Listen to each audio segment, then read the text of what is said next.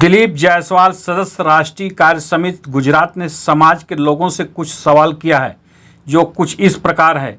हमारा वैश्य समाज मजबूरी में अथवा हिंदुत्व के नाम पर अन्य पार्टियों के साथ चिपके रहते हैं, जैसे सारे हिंदुत्व का ठेका सिर्फ वैश्य समाज ने ही ले रखा हो। क्या सिर्फ हमारे समाज का अन्य पार्टियों या सत्तारूढ़ सरकारें इस्तेमाल करेंगी? क्या सिर्फ हमारे समाज का काम अन्य पार्टियों के बैठकों के लिए दरिया और चादर बिछाना है? क्या हमारे समाज का काम सिर्फ इन पार्टियों के नेताओं के लिए बैठक, भोजन और विश्राम की व्यवस्था करना है? क्या हमारे समाज का काम इन सभी पार्टियों के लिए चंदे देना, चंदे इकट्ठा करना और चुनावी फंड का इंतजाम करना है?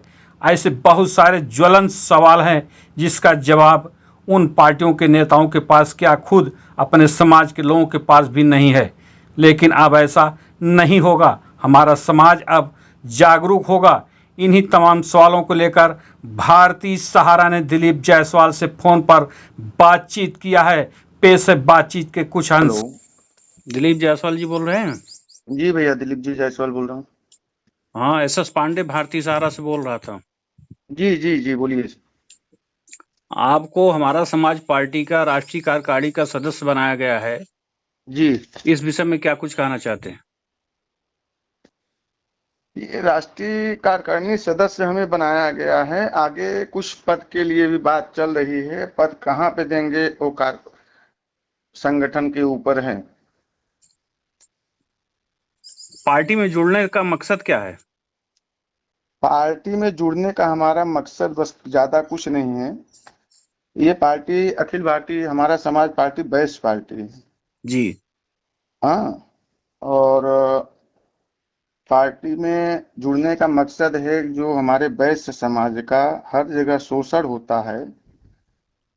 आज वैश्य का जिस तरह अपमान होता है, नौकरशाही, शासनशाही, वह जिस तरह सताए जाते हैं जी। और यहाँ तक कि कोई भी असामाजिक तत्व और वैश्यों को सबसे आसान चारा समझकर जी सताते हैं अथवा शोषण करते हैं और उनकी कोई सुनने वाला नहीं है, क्योंकि वैश्य समाज है जो स्वभाव से झगड़ालू नहीं होते हैं। जी। हाँ। और यथासंभव विवादों से दूर रहना चाहते हैं जी। और इसी से बचने के लिए वे तमाम राजनीतिक दलों से अपनी पहचान और पकड़ बनाना चाहते हैं जी। जिससे कि वो इस समस्या से दूर रह सके। और उनकी इसी कमजोरी का लाभ तमाम राजनीतिक पार्टियां उठाती हैं। वैश्य समाज जिसमें कुल काफी उपजातियां हैं जी। अब वैश्य समाज हम अखिल भारतीय हमारा समाज पार्टी जो है तमाम उपजातियों को एक मंच पे लाने का काम करेगा। जायसवाल जी, आप तो समाज सेवा बहुत अच्छा करते हैं और करते चले आ रहे हैं, फिर भी जी जी। उसके साथ साथ आपको राजनीतिक दल चुनने का क्या मतलब आया आपके विचार में? जी, अभी हमारा ऐसा कोई हमारा समाज का दल चुनने का मन आया है। कोई राजनीतिक दल है हमारा अखिल भारतीय समाज पार्टी अभी कोई राजनीतिक दल नहीं है जी। आने वाले समय में जरूरत पड़ने पे संगठन के उच्च पदाधिकारी हमारे राष्ट्रीय अध्यक्ष जी हैं या जो भी हैं, ये लोग जो निर्णय लेंगे उनके मार्गदर्शन में सब निर्णय लिया जाएगा। वो हमारा विषय नहीं है। जी। आगे चल करके क्या विचार है? क्या राजनीति में कूदने का विचार है क्या? वो हमारी पार्टी जो है हमारे संगठन के दिशा निर्देश पर निर्धारित किया जाएगा। आगामी उत्तर प्रदेश का चुनाव, जिला पंचायत का, ग्राम प्रधानी का चुनाव आ रहा है, क्या उसमें कुछ विचार बन रहा है क्या?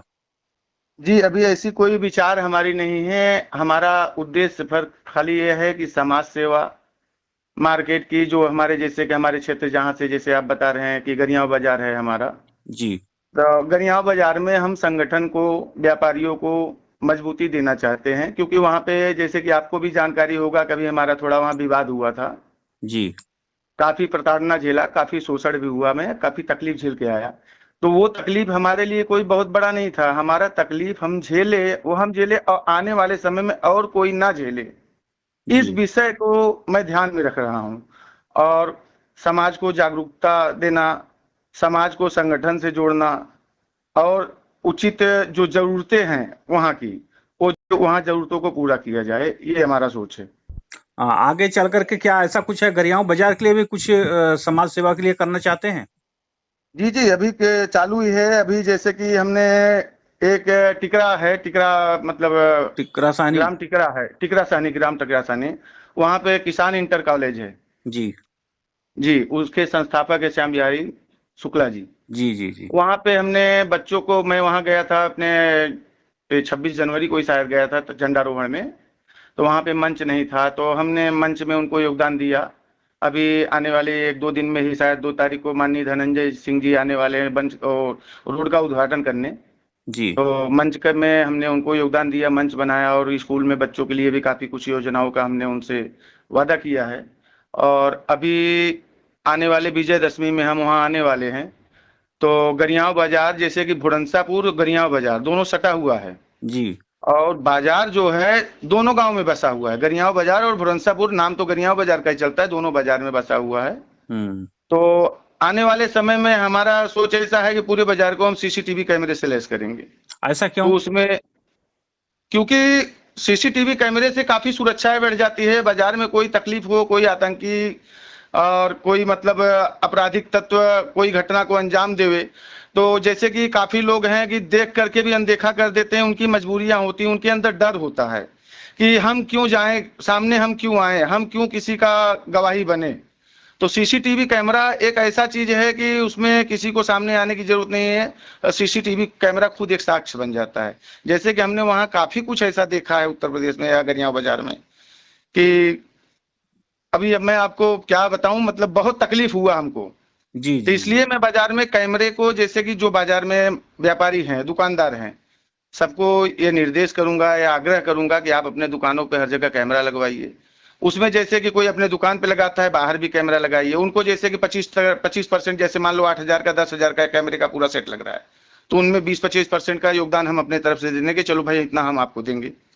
और जहां जैसे ऐसी सुविधाएं नहीं, वहां हम अपने तरफ से पूरा कैमरा लगवा के देंगे। आज आने वाले विजयदशमी में ऐसा हमारा प्रोग्राम है। जायसवाल जी, गरीबों के लिए आप बहुत कुछ करते चले आ रहे हैं, आगे क्या जी, प्रोग्राम है आपका? आगे जैसे कि अभी सरकारी स्कूल हैं या छोटे छोटे क्लासेस हैं या छोटे छोटे प्राइमरी प्राइवेट स्कूलें लोग चला रहे हैं, वहां पे ये भी हमने देखा। तो आने वाले समय में जैसे कि यथा स्थिति यथा शक्ति, जैसी हमारी परिस्थिति होगी, परिस्थिति के अनुसार हम समाज सेवा से जुड़े रहेंगे। और स्कूल में बच्चों को है, जैसे पेन है, पेंसिल है, किताबें हैं, या कोई असहाय है कि जो अपने बच्चों को का फीस नहीं भर पा रहा है, या कोई अनाथ है, तो उनकी भी जिम्मेदारियां हम अपने ऊपर जितना हमसे हो सकेगा उतना हम लेने की कोशिश करेंगे।